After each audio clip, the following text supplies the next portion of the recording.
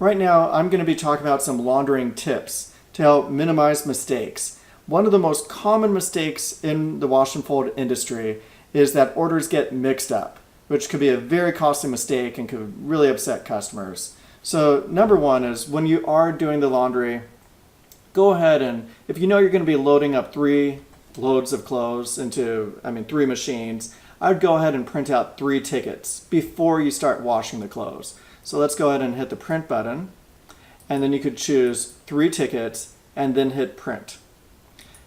And what we're going to do with those tickets is we're going to label the machines with those tickets.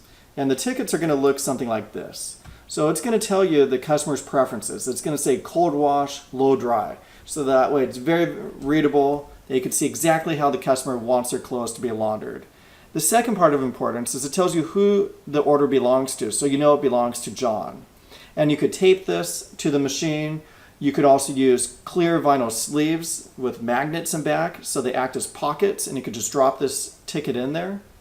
And that's very important, so that way each order is labeled.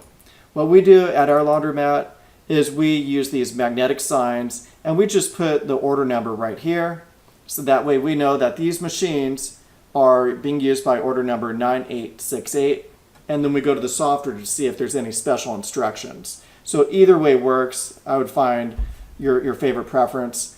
Right over here it says please do not remove. That's really important, so that way your customers do not empty out these machines because they might think they're unattended. One of the most common mistakes that's made is an attendant, to save time, will load up 3 machines all at the same time.